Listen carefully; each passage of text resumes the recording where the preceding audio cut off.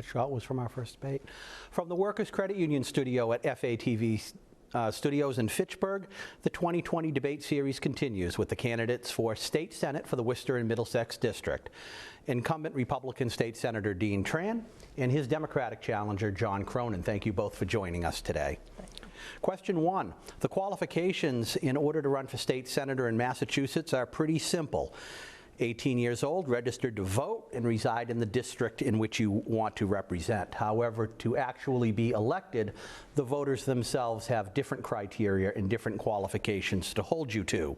And those can be more stringent and far more subjective. In your opinion, why are you the most qualified candidate on this stage to serve as state senator for the Worcester and Middlesex District? Mr. Cronin. Thanks.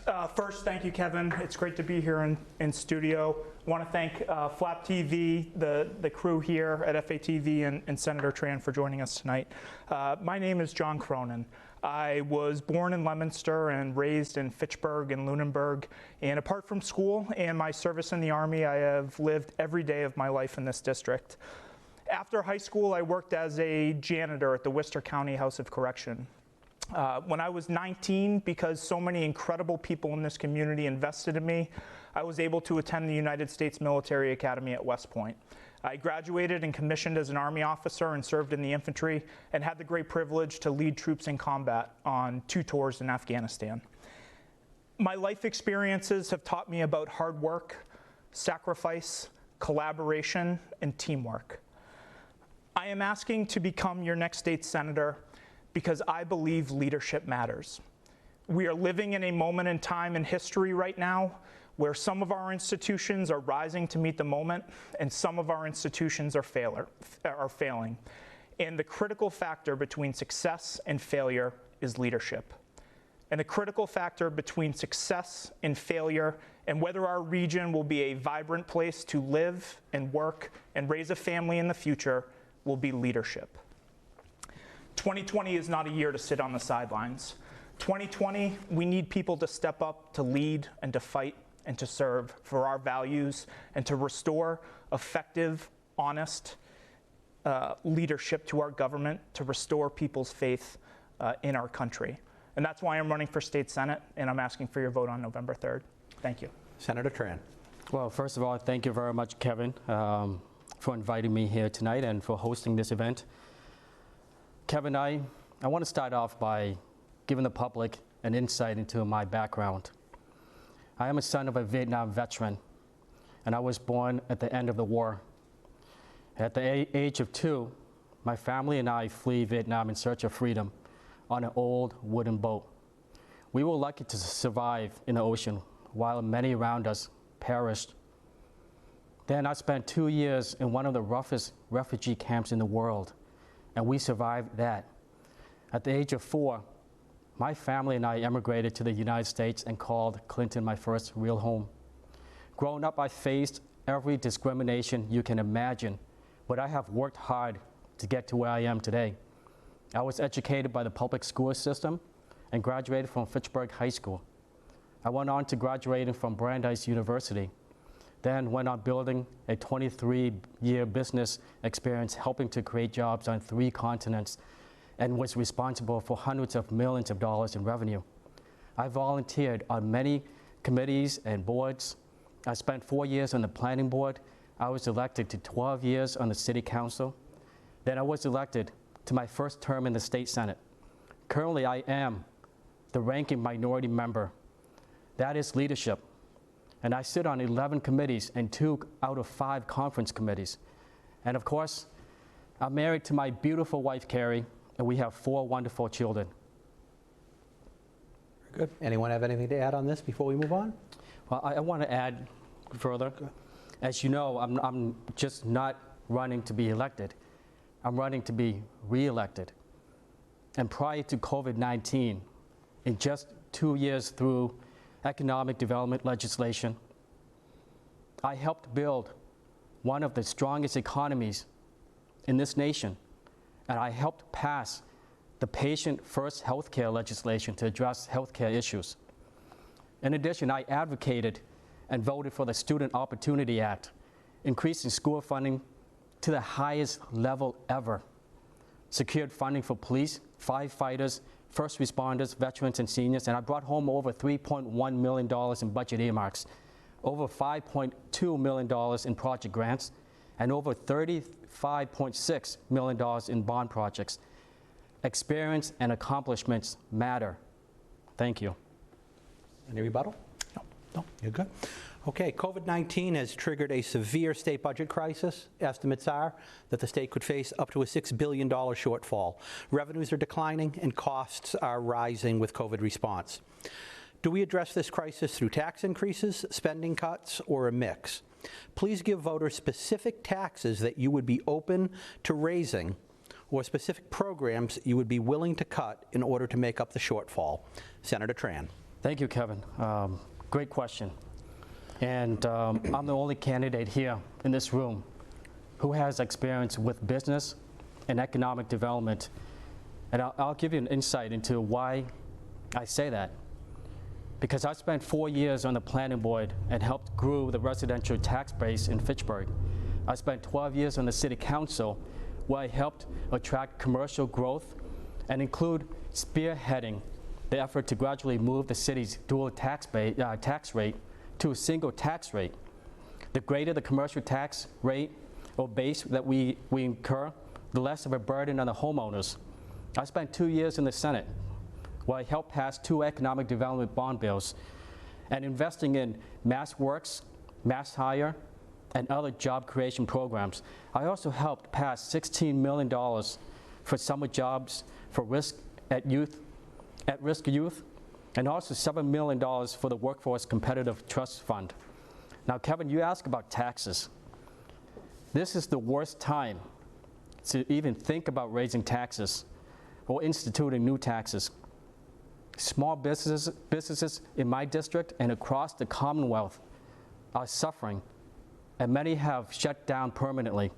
People have lost their jobs, and many are having a hard time providing for their families. We need to adhere to all the public health guidelines and restrictions and reopen the economy as soon as possible.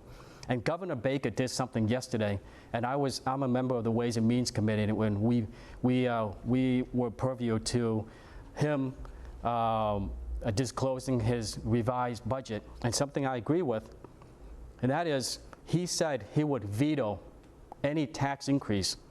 And he's doing exactly what I would do in terms of budgeting, because I have a vast background in terms of creating budgets. He wants to invest $107 million in new funding for Small Business Recovery Plan, which is a great start. And his budget calls for spending rather than reducing and increasing taxes. And that is an avenue that I would take. Mr. Crum? Sure. So the issue before us is how do we build back better and how do we reinvigorate and re-energize our economy? And I agree with Senator Tran, it is not by raising taxes. If you are a student of economic recovery and history, whether it's the Great Depression or the Great Recession, we need to spend money and get people back to work and keep small businesses afloat. So Governor Baker has a great vision, and part of the state senator's job over the next 6 months, year, 2 years, really the next term, is going to be to make sure that that budget is directed to the small businesses in this community that need it. And there's some great programs that are happening right now. The North Central Massachusetts Development Corps is doing micro-targeted loans of up to $20,000 to keep small businesses afloat who need capital. So as a legislator, I'm going to go to Beacon Hill and make sure those funds are getting to the small businesses that need it and need to stay alive. What we also need is somebody who is able to, in the legislature, work with their staff. I mean, we are facing unprecedented budget uncertainty, right? We don't know what the shortfalls are going to be. We're not sure what our revenue is going to be, and we don't have an understanding yet of federal relief, but we know there is federal relief out there. So the most effective state senator is going to be someone who is making sure that small businesses know what opportunities there are out there for relief and making sure that they have the assets to stay afloat. Senator? Yes, let me respond to that. And candidate Cronin mentioned that North Central Massachusetts Corporation and I can guarantee you that if you ask them, I'm the right senator. He also mentioned about that he doesn't know about the shortfall in the budget. I do. Let me tell you something, Kevin. In my 2 years in the Senate, the state realized the lowest unemployment rate ever, under 3%.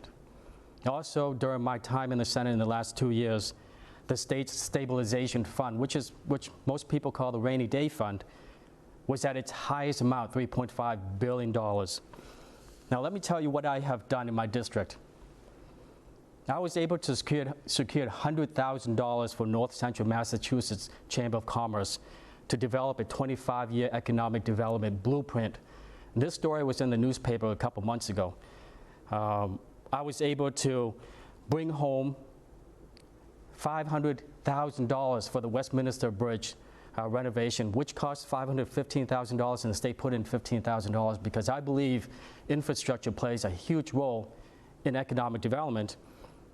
I helped secure $3 million for Fitchburg downtown plan, $1.5 million for Clinton High Street. I also secured projects for Route 117 in Bolton.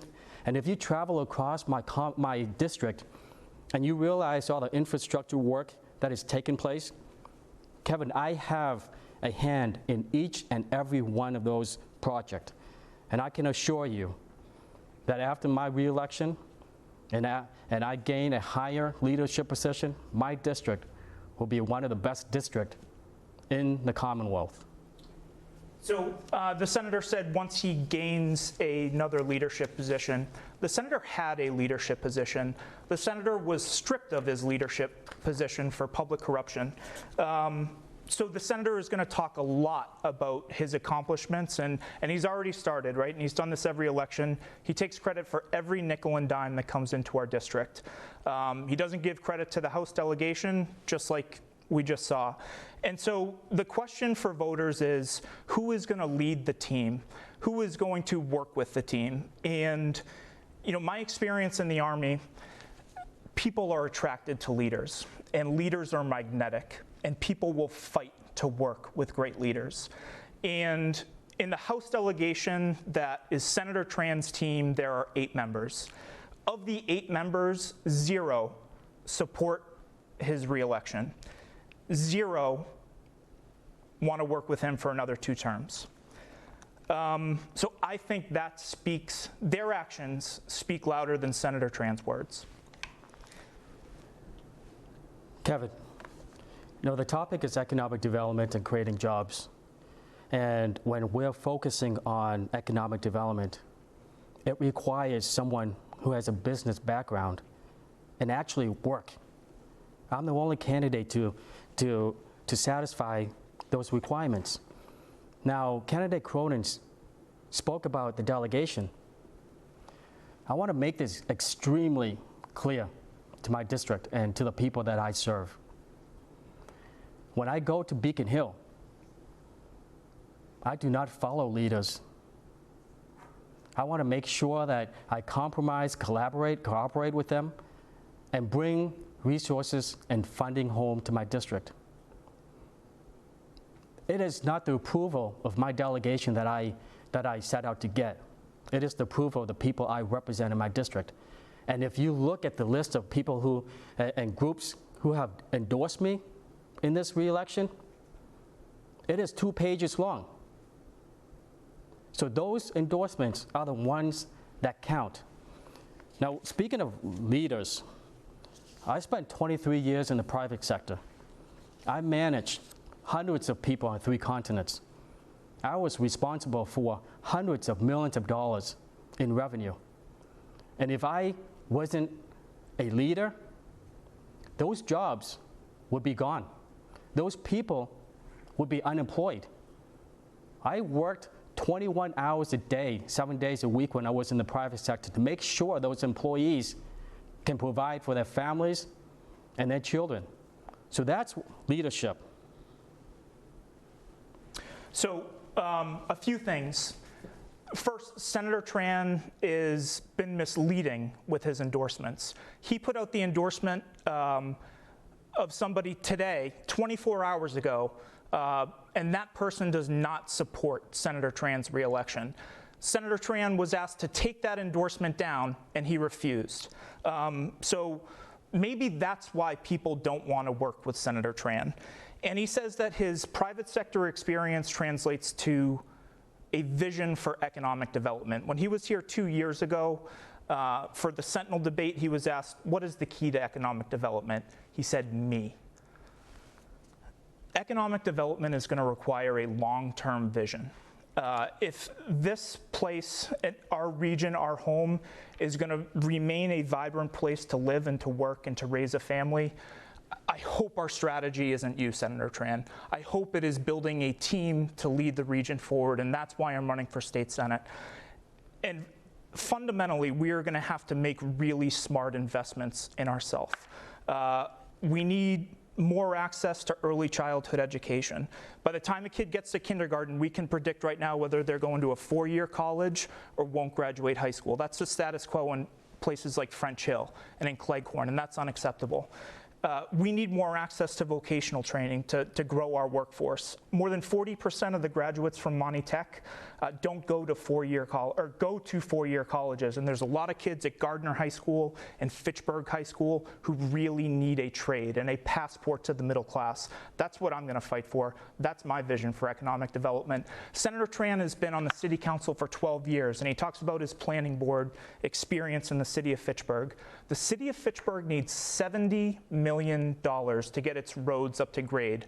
That happened on your watch, Senator Tran, and it receives $1.1 million in Chapter 90 funding. So Senator Tran's problem, the critical infrastructure crisis is getting worse. I've got a vision to bring tens of millions of dollars to this district to invest in vocational training, to invest in pre-K, and to invest in our roads, bridges, and public transportation, and my opponent doesn't. So candidate Cronin is all over the place. I mean, all over the place. First of all, he spoke about someone recalling an endorsement. No one has contacted me asking me to take down an endorsement. He talked about me not having a vision. Well, let me tell you, here's a vision. Go speak to the 3 chambers of commerce in my district, and they will tell you that I have worked with them closely, especially North Central Mass Chamber of Commerce, with the funding that I brought home for them to begin their 25-year economic development blueprint. I did something that people told me that was impossible and would take over 10 years to do. I was able to do it under 2 years by legislating and getting a commitment from the governor and the state to do a study on Route 2 for safety improvement, because Route 2 is the corridor that connects us to West and East Massachusetts. It's our economic development, economic growth generator. So I was able to do that. That is vision. I don't understand what my candidate Cronin is getting at. He's all over the place. If you want to talk about transportation, I'm a ranking member on that committee, and I will educate you about transportation if we want to talk about that. So I'd be happy to respond to that. Is that okay? If we could, we need to move on to a lot of other questions, but it seems you said something about endorsement. He said he doesn't know anything about endorsement. Do you want to address that real quickly and clarify what you were talking about? Yeah, absolutely. Let's look at the paper next week. Let's look at Facebook. So there is a person who you said endorsed you, and then hours later on Facebook, that person put out a post that said they do not support your reelection. And they told me that they asked you to take that down and you refused. And again, maybe that's why people don't trust you, Senator Tran. Maybe that's why 0 people in your delegation support your reelection. Maybe that's why the mayor of Fitchburg from your home city, who supported you 2 years ago, supports me now. That's very interesting, because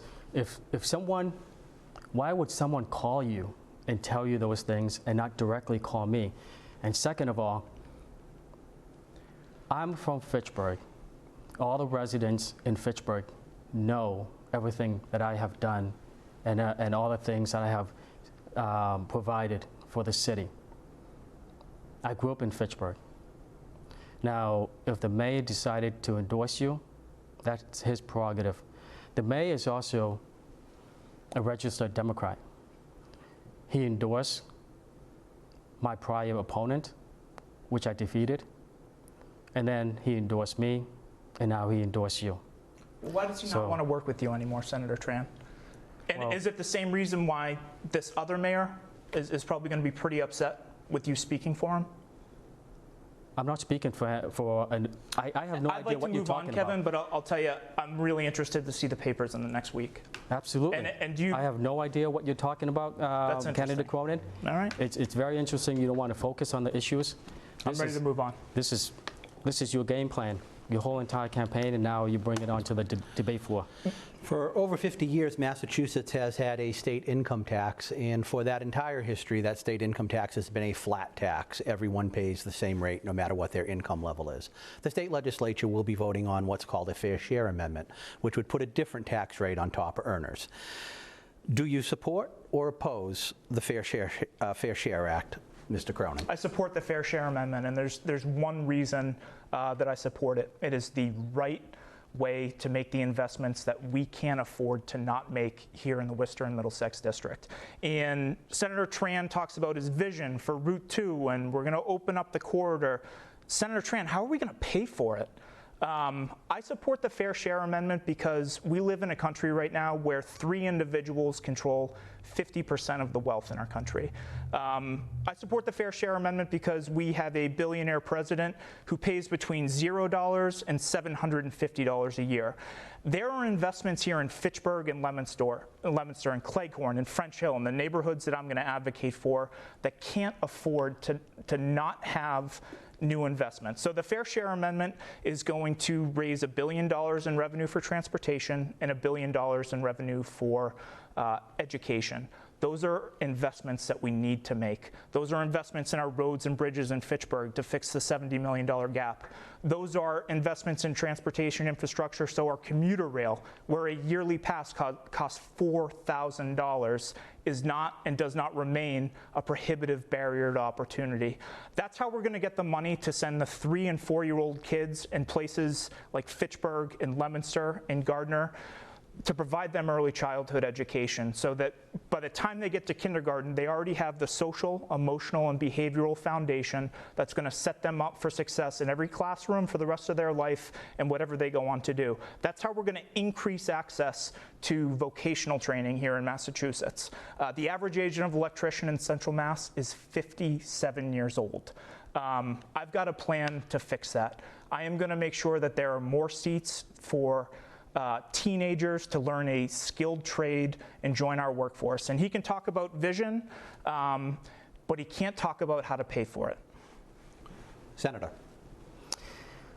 Well, the millionaire tax is also known as the Fair Share Amendment. As you said, Kevin, this is also known as the graduated income tax, which is a disaster on the federal level. You and I had this discussion before in 2018 during my other re-election. Massachusetts right now has a flat income tax, and it has worked fine. Now, based on what my opponent has said, he has very little knowledge on this topic. As a matter of fact, on many other topics. By raising the income tax to 4%, it's not fair. It should be called the unfair amendment, and it punishes hardworking people. And also, you should also include in that hardworking people the small businesses. That's who it punishes.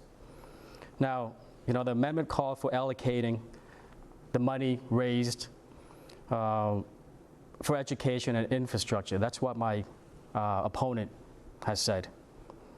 What he doesn't know is that this amendment was declared by the court unconstitutional. Why is that? Let me educate him. It's unconstitutional because you cannot allocate the funds from an amendment. It just does not work. What I'm hearing from candidate Cronin here is that he wants more taxes, and he wants to hurt small businesses. That's what taxes do. That's what the millionaire tax does, and we cannot afford to increase taxes, go institute new taxes in a time where we're suffering during this pandemic. Mr. Cronin, rebuttal? Yeah, sure. So, Senator, you're talking to a combat veteran. Okay, I'd appreciate it if you called me Mr. Cronin. I call you Senator. I wonder if you could reciprocate the respect. It doesn't hurt our small businesses, because I don't know many small businesses here that have owners that make over $1 million in salary. And what this tax does is every dollar over the first $1 million in income is taxed at 4%, right? That is about moving Beacon Hill wealth and Nantucket wealth and Martha's Vineyard wealth to make equitable investments in Fitchburg and Leominster. And let me educate the senator. In the next legislative session, there's going to be a vote in the legislature for or against the Fair Share Amendment to put it on a ballot for voters to decide. And I believe voters should decide that. So Senator Tran is going to vote against it and vote against bringing tens of millions of dollars to the Worcester and Middlesex District for education and transportation. There's a stark contrast here. I am going to vote for it. I am going to vote for it because that's what our community needs if we're going to make equitable investments and if we're going to make the investments that we need to make to be vibrant in the future. Mr. Cronin, Thank you you. must have something that would tell you how I'm going to vote in the future. Your I don't word, even know Senator. how You I'm just going said to you're vote. against it. Now, Mr. Cronin, I said I was against the Fair Share Amendment that was proposed. What the legislature will put before us, we don't know. I'm sorry. Now, I'm not sure what small business or businesses that Mr. Cronin has visited, but I can tell you, small business make up close to 75–80% of our economy. I'm endorsed by the National Federation of Independent Business because they know that I know how to help small businesses. Now, when you take any small business across the Commonwealth and add up all the assets, they do exceed $1 million. But after all the expenses and costs that they incur, they don't bring home $1 million. So if you tax small businesses, you are going to devastate our economy. And that's the truth. That is the absolute truth. So the senator is saying that I support a new tax on small businesses. That is categorically false. I do not support a new tax on small businesses. Nobody benefits from these investments more than the small businesses in our community. Our small businesses need a skilled labor force. And I don't care if you're on a construction crew or have a plumbing company or a young electrician and you're looking to grow. We need a skilled labor force, and Senator Tran is going to vote against dollars to make sure we fix the fact that the average age of an electrician is 57. I am not for small business taxes, and I will not vote to increase a single tax on a small business in this district. Well, Kevin, if you contact NFIB and ask them the impact that this tax, the millionaire, AKA the Fair Share Amendment, would have on small business, they will tell you. Now, we talked about how to raise revenue for transportation and infrastructure. I am a ranking member sitting on the Transportation Committee. I'm also sitting on the Transportation Conference Committee, trying to reconcile a transportation bond bill. I can tell you, in that bond bill, it doesn't address the millionaire tax So if Mr. Cronin is saying that we need this fair share amendment to address our infrastructure and transportation, why isn't the Transportation Committee addressing it and using that as part of the transportation bond bill, the $18 billion transportation bond bill that we're working on right now? Can I respond to that, Kevin? Yep, quickly, please. Yeah, bond bills are funny money. Bond bills are what Senator Tran has said he's been bringing back. Bond bills are what the selectmen in Bolton and Stowe and Lancaster write letters to your office about the money that you claim on mailers that people get and that they never receive. And I'd be happy to share that letter with voters and your response to it, which is you should be grateful that I get earmarks and bond bills and money you never see. Earmarks and bond bills are not a revenue stream. We need a revenue stream for transportation, infrastructure investment, and education. This past July, both the House and the Senate approved bills to enact sweeping police reforms. However, both of them, while both bodies approved slightly different versions of the bill, it's stuck in conference committee, which means most likely the can is going to be kicked to the next legislative session to deal with police reform. Would you have voted in favor or in opposition to the police reform bill passed in July? And what would you be looking for, if anything, for a police reform bill when in the next legislative session? Mr. Cronin. Sure. So first I want to thank all the police officers and first responders in our community. And to answer your question, I would have voted with Senator Tran. I would have voted against the bill. I thought the process was really bad, excuse me. And it broke down trust between police officers and our communities, and that is the problem that we need to solve. But it's also fitting, I think, for a commentary on what's wrong with our politics, right? We have been given this false choice that you can either support the police or that you can deliberately and systematically acknowledge and work to fix that there are systemic inequalities in our society. And so what am I looking for in a future police bill, right? Making people accountable for gross misconduct, right? But not allowing a police officer who's conscientiously trying to do the right thing to be subject to civil liability, and for somebody to come after their house or their life savings. That's unacceptable. And I want the bill to take bold action to address root causes of inequality. And I'll leave it at that for right now. Senator. Thank you, Kevin. As you know, there are two bills right now in the Police Reform Conference Committee to be reconciled. The Senate bill, as you know by now, that I voted against the bill, and I would do so again if the bill doesn't change drastically. You know, the bill was a knee-jerk reaction and politically driven by legislators and activist groups that did not include public safety professionals and experts in the discussion and the drafting of the bill. Kevin, let's keep in mind that we are not Minneapolis. So let's give our men and women in blue in this state the credit they deserve. You know, the Senate bill did not include public hearings, and that was one of the key factors in why I voted against the bill. It included provisions that would impact all public employees, and none of which was invited to the table. Now, the bill also included things that will make it very difficult for officers to perform their jobs, and they would risk their lives every time they put on that uniform.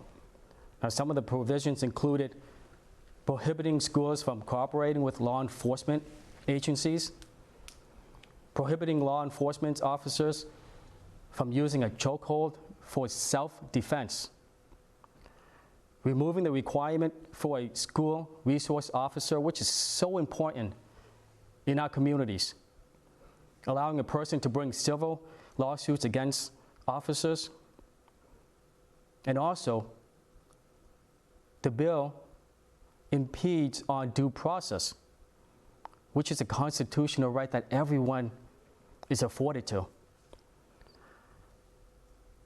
So there are some other provisions that we can talk about. But as I said, I will vote against this bill again when it comes back to the Senate floor if it doesn't change drastically. And what I did, I used common sense to drive my judgment. And that's why I am endorsed by the Massachusetts Police Chief Association, the Massachusetts Coalition of Police, New England Police Benevolent Association, and many other public safety groups. So Senator Tran is trying to paint himself as this ally of law and order, but it's a sharp area where his narrative doesn't reflect the public record. And there was reporting on this today in Commonwealth Magazine. But it is a publicly reported fact that Senator Tran is the subject of a criminal investigation by the Fitchburg Police Department and the Attorney General's office for allegedly cheating a 78-year-old widow out of her late husband's property. And this isn't slander. This has been in the Boston Globe. It's been in the Commonwealth Magazine. You haven't given the public a public statement on it. And my question for you is, don't 160,000 people that you're trying to represent deserve a comment on the public record before they go and vote to elect you to another term in the state Senate? And when can we expect or receive a full and open accounting of what's going on? So the topic is on police reform, and Mr. Cronin took this turn. And what he just said, people should hold him accountable for that. Make sure he produced the documents that he's talking about. Now, let me address at least what I know. Mr. Cronin, these are serious times for serious people. And it's unfortunate that you would stoop as low as to drudge up tabloid news that you know to be false as a way of defaming me during this debate. People in my district are struggling to find jobs or keep their jobs. Teachers, parents, and students are having a tough time with remote learning. They're sick, some are dying. Those are the issues that I've been working on tirelessly and that I'm here to talk about. And you're sitting in your parents' basement scrolling through comments on social media about things that didn't happen. Senator I have too Tran? much respect for the people I represent to stoop that low. Senator And Tran, you should know better. Senator Tran, are you the subject of an open criminal investigation with the Fitchburg Police and the Attorney General? And do your constituents deserve to know that? Because the issues that you describe are so important. And we need an advocate who is going to give everything that they have to solve those issues and not be worried about other things going on. I believe that, consider me old-fashioned, but I believe 160,000 people here deserve to know whether their state senator is a crook. Yes or no? Are you the subject of a criminal investigation? Yes or no? As far as I know, no. And I think you should ask whatever agencies you're talking about, Mr. Cronin, okay? I ran for office 9 times in this district. I served on the city council for 6 terms, and this is my 3rd state senate election. And I have never seen the things that I have seen during this round. The rumors, lies, and personal attacks on my family and I are hurtful and unimaginable. Even at this debate, instead of talking about issues and how we can serve our people, we're talking about this. People steal and deface my campaign signs in broad light, Mr. Cronin. They write terrible, horrible things about me on social media, and my supporters have been threatened. You know, these are the actions of an evil, despicable, immature, and desperate campaign. Matter of fact, Mr. Cronin, your campaign should be listed under the National Registry of Hate. That's how bad it is. And I could easily walk away from this election, Mr. Cronin, but what would that say about my values, my beliefs, and give up on the people who I represent? So this election is a referendum on how effective your leadership has been. And to the attacks on me and my campaign, I would say racist attacks are never acceptable. And unlike President Trump, who you support and you are going to vote for on November 3rd, I condemn racism unequivocally. And I admire you and what your parents did, Senator Tran. But I am talking about promises that you broke to us and your violation of the public trust. And I hope at some point we can pivot and talk about your well-established record of public corruption. Well, that's unbelievable, isn't it? It's unbelievable that we're here supposed to discuss about issues and how we can serve the district, and this is what we're talking about.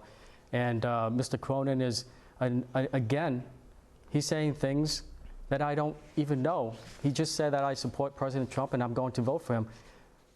I haven't voted yet. And Are you going to vote for President Trump?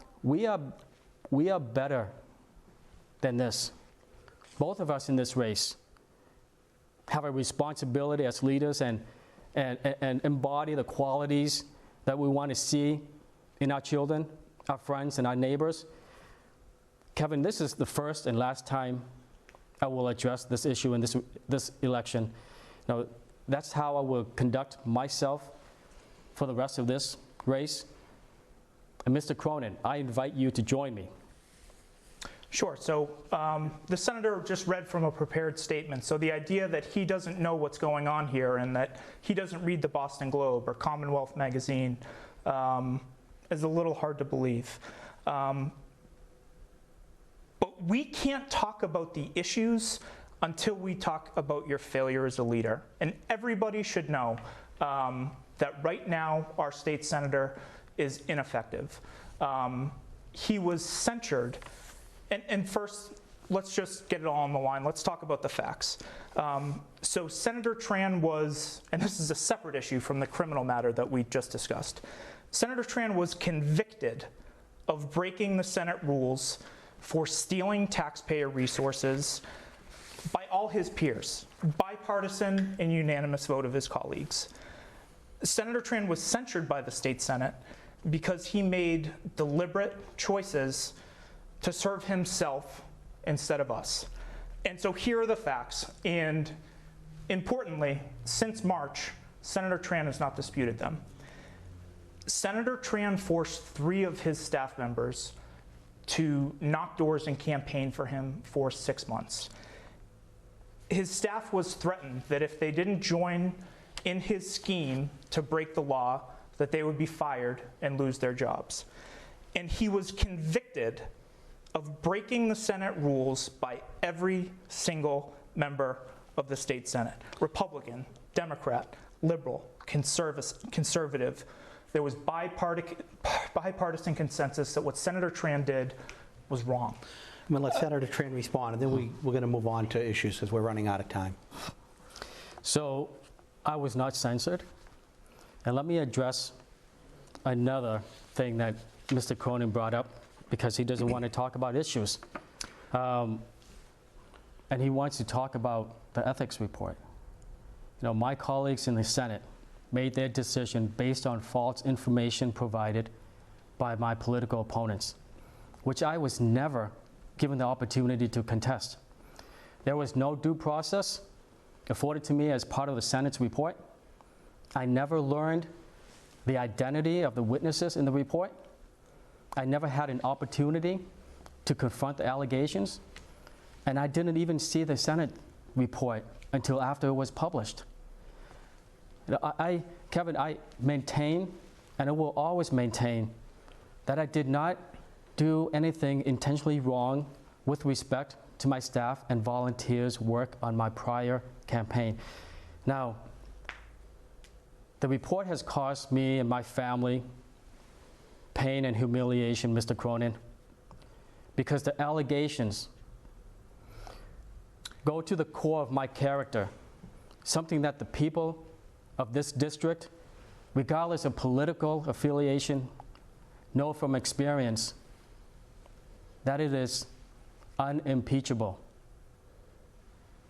So I'd like to respond, Kevin. This is Senator Tran wants to talk about the issues. Senator Tran has avoided every single debate forum that's been proposed. So we need to talk about leadership before we talk about the issues. And I will stay for as long as you want. And we can drag this debate on another 4 hours to get to the issues. But we need to talk about integrity and leadership right now. Okay. Okay. Well, we did spend about 15 minutes on that, so let's just get to a couple of issues. Just very quickly, Kevin, this is the only debate that we were invited to. Just for the record. What about the candidate forum in Clinton that you said you couldn't make because you weren't doing public events? Mr. Cronin, my mother has been in the intensive care unit for 6 weeks. My family and I are deciding to what to do with my mother. I sit on 11 committees, 2 out of 5 conference committee. I'm right now involved in the public hearings with the Holyoke Soldiers Home, and I have budget work to do. That forum I politely turned down because that was in the same time frame that my mother was going through a treatment at UMass Medical Center. So let that be known. If we could, and healthcare, including preventative and routine care. Do you consider that to be a right or a commodity? And by that, I'm asking whether or not you support a single-payer system where all residents have equal access to care, or should healthcare continue to be an insurance product purchased from the private sector? Senator Tran. Thank you, Kevin. Here's another leadership position that I'm in. I'm a ranking member on the Healthcare Finance Committee, and I'm also sitting on the conference committee that is tasked to reconcile one of the major bills, which is the Patients First bill. In the last 2 years, I helped pass the opioid bill as well as the mental health parity bill. The bills allow licensed pharmacists to dispense naloxone, protect patients and their privacy, reimbursing mental health providers equitably, creating a mental health workforce pipeline, creating a telehealth behavioral health pilot program. Now, I mentioned that I also sit on the Healthcare Finance Conference Committee, where we're working to reconcile the two Putting Patients First bill. And I was instrumental in helping pass that in the Senate. That bill allocates $150.2 million to create 5 new recovery centers in Massachusetts and support substance use disorder, $5.5 million for community-based harm reduction services. The bill also ensures patients have permanent access to expansive telehealth care, and improves access to high-quality health care and expands the healthcare workforce. Now, I mention all this before I answer your question, Kevin, is because it is very important for government to provide the funding and the resources in order for us to provide health care to people. And I believe that health care should be affordable and accessible to everybody. But here's something that I differ on, because I believe that government should provide the funding and resources to provide, to help the healthcare industry, it does not mean that government should govern healthcare, because our country have the greatest healthcare in the world. Everybody comes to the United States to get care. But if we put it in the hands of the government, that healthcare is not going to be the same. So there's a difference. Single payer system is essentially a healthcare system that is run and operate by the government. So I support a single payer system in principle, but it's not going to be myself or Senator Tran or the state government that gets us there, right? If you go to Haywood Hospital and meet with them, more than 60% of their receipts are from the federal government. So that will require transformational change and action at the federal level, not the state level. But I'll tell you, what I've talked about on this campaign in terms of healthcare and improving healthcare delivery is mental health treatment and substance use disorder treatment, specifically at the point of entry. And this is something that my family has lived through. And there is a failed system at the point of entry, right? Too many people enter the mental health treatment system or substance use treatment system in the back of a cop car, and police don't have the resources to bring the people that need help to treatment.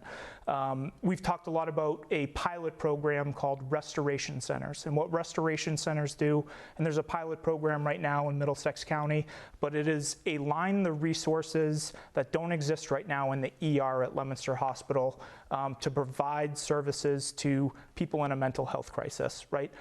Social workers to find inpatient programs, psychiatrists, psychologists, and again, a wraparound 24-hour service to fix the broken system at the point of entry. So that's a pilot program in Middlesex County. That's something I want to work in the state Senate to refine and expand across the Commonwealth. But I'd also like to return to Senator Tran saying that he's been a champion for the opioid. He voted for the opioid crisis, but in 2018, that was the last year in Worcester County that opioid deaths rose.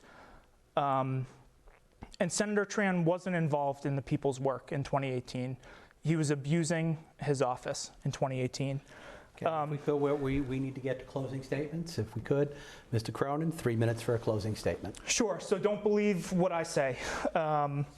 Read the undisputed findings of fact in the Senate Council report, because when Bruce Tarr, the Republican minority leader, and every other Republican read the report, they voted to ban Senator Tran and kick him out of his leadership position. Senator Tran right now cannot speak to his staff. We are in a crisis right now, and we need leadership, and Senator Tran can't speak to his team because the Senate and his colleagues don't trust him. So Senator Tran ran for office on the promise that he was about honesty and hard work. And he wants to tell us that, this report, there wasn't a cost here for us. But when Senator Tran was misusing his office and resources in 2018 to get himself elected, at Leominster Hospital in October of 2018, we lost the cardiac rehab unit. We lost the pediatric inpatient unit. Opioid deaths in Worcester County were rising. In Fitchburg, at Burbank Hospital, we lost the urgent care. Those aren't coming back, and Senator Tran wasn't fighting for them. And because he violated the public trust, he does not deserve another term in the state Senate. And to close, I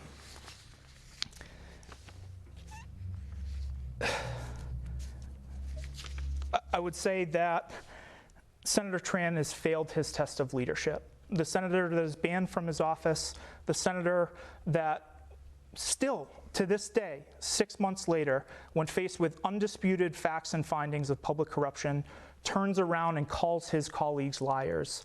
That is a senator that has failed his test of leadership, and we are all harmed by that. Senator Tran has embarrassed his office in this district and himself. We cannot settle for a public servant that doesn't understand the distinction between public service and public corruption. This is a region that needs a fighter, and I've been serving and leading in this country for my entire life. The things going on are too important, and I am asking people for their vote because I want to take the things I learned in combat in the Army, in West Point, and growing up here to fight for all of you and to use the public trust to advocate for you and on your behalf. We are in a battle for the soul of our nation. Leadership and integrity is on the ballot, and I humbly ask for your vote on November 3rd. Senator Tran, closing statement. Well, first of all, thank you very much, Kevin, for this opportunity. Thank you to FATV for hosting this, and also thank you to everyone at home for listening and watching. Also thank you to Mr. Cronin for joining me at this debate tonight. Prior to COVID-19, in just 2 years, through economic development and legislation, I helped build one of the strongest economies in the state. And I have to reiterate this because it is very important during this time. I also helped pass the patient health care bill to address healthcare issues. And something that I mentioned before, and I need to reiterate again, talking about leadership, I advocated and voted for the Student Opportunity Act, increasing school funding to the highest level, and I brought home more than $44 million in budget earmarks, grants, and bond projects. I'm the only candidate on this floor here tonight who has business, economic development, healthcare, transportation, and education experience. You know, candidate Cronin, through his campaign, never once said he wants to work for the people and serve the people. Candidate Cronin, and let me take that back and respect your request. Mr. Cronin was on the Flap television show with you, Kevin, and when you asked him why he wants to be a state senator, his response was, quote unquote, it's an opportunity. Mr. Cronin has nothing to offer.